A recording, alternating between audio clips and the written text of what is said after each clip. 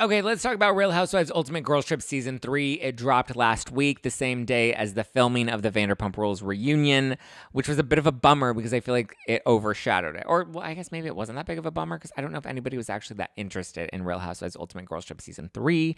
The ladies go off to Thailand. We have Giselle Bryant. We have Candace Dillard, Bassett. We have Heather and Whitney from Salt Lake City. We have Alexia and Marisol from Miami. We have Portia from Atlanta. We have Leah from New York. So, I mean, wasn't that interesting? It was better than I expected, but it also just didn't really hook me. It didn't really, some people are enjoying it, and I think it's good. It's better than I expected, but it's not something that I'm going to be looking forward to every single week.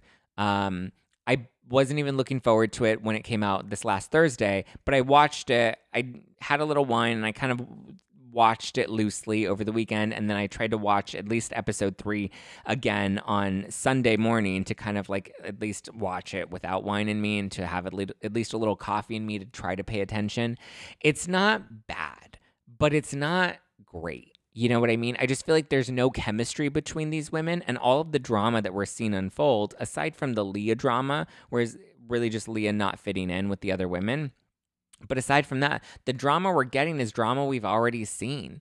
You know, Alexia gets into her story about her gay lover. We already know that. We just saw it recently on the show. Then there's the Heather versus Whitney drama, which we already know, and we saw play out at BravoCon, and we saw play out at the Salt Lake City reunion. And we saw play out all season on Salt Lake City. Not interesting. We get Heather's raw reaction to when Jen Shah pled guilty, but at this point, we've gone through the whole Jen Shah of it all. She's locked up. We're not interested in Jen Shah, nor do we really care what Heather thought in those immediate moments because, again, we saw them at BravoCon and then we got all of their reactions at the reunion. So the Heather and Whitney stuff is just not interesting to me, especially if we know that that's what we're going to get with the new season of Salt Lake City is more of their relationship. I'm not interested. We already know where their relationship currently stands. Giselle and Candace, again, same thing. We already saw the Chris stuff and the reunion stuff play out. We saw them go at it at the reunion. We know they're not in the best place right now. So to me, it doesn't feel interesting to see old drama that's already been hashed out more recently, and we've watched the more recent hash outs. We've seen that all kind of happen. So it's not exciting to me. I'm not like eagerly looking for it. We talk about Heather's black eye again, the cabinet theory in her bathroom, that seems to come up, which I revealed is what likely happened. But I don't know, the more we kind of watch this play out on Ultimate Girls Trip, the more I think maybe Jen really did punch her. That seems to be the consensus on the trip. But their activities just seem kind of boring. It always kind of seems to lead to fighting. It feels like everybody's trying to one-up each other and everybody's trying to do a little like gotcha sort of moment. I'm very curious what Carlos King thinks about it because I know he's always had a really good read on like housewives trying to be housewives and have moments. So I think Candace and Leah are a nice duo because they at least, you know, have a point of connection. There's chemistry and there's like a vulnerability between the two of them that I think feels genuine, whereas everybody else on the cast does not feel genuine. And the drama that seems to be ensuing also feels a little forced. Anytime there's like drama with one of the other ladies and somebody else, it just doesn't feel honest. Same thing with Pepsi, right? The concierge guy.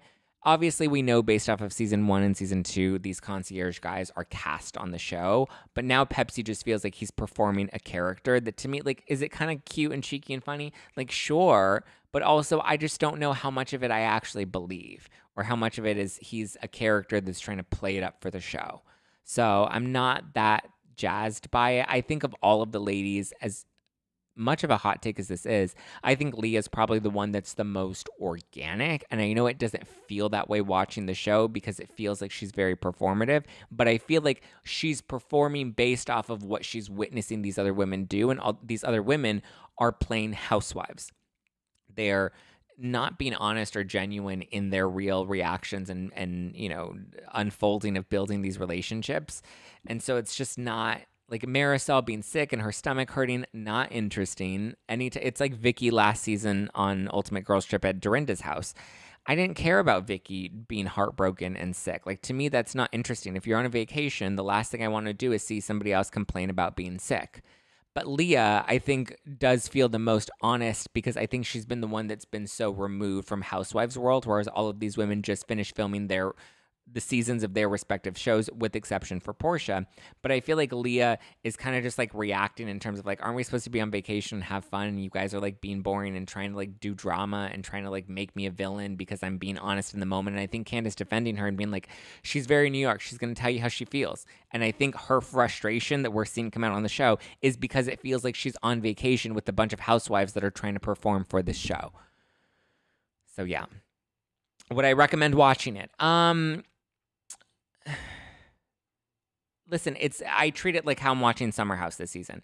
It's not something I look forward to every week, but I'll tune in. I'll, have it playing while I'm cooking dinner, or I'll catch it, if I didn't catch it during the week, I'll catch it over the weekend when I have a free morning or whatever. So I'm not jazzed about it. I'm not like jumping for joy about it. It is better than what I expected, but also what I expected was a very low bar. So I feel like anything could have and would have and should have been better than what I was expecting, because I didn't expect very much. I'll just say that. So if you guys did see it, let me know what your thoughts are. Hit the like button and drop a comment below letting me know who you're liking most on Ultimate Girls Trip. Is it exceeding your expectations? Is it living up to your expectations?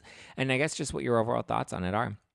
And give me a follow at Just Plain Zack, or follow the podcast at No Filter with Zack on Instagram, and stay tuned for more updates and catch new episodes of # No Filter with Zack Peter every Monday, Wednesday, and Friday on all podcast platforms. And not only that, but you can get tickets to see me live with the Brav Bros for No Filter Night Out, April 27th at City Winery in Philly. I'm coming to Philly, baby. April 27th. We're just a few weeks away. Tickets are selling fast, so be sure to get your tickets at nofilterlive.com. Go to nofilterlive.com and get your tickets, and I will see you in Philly, April 27th.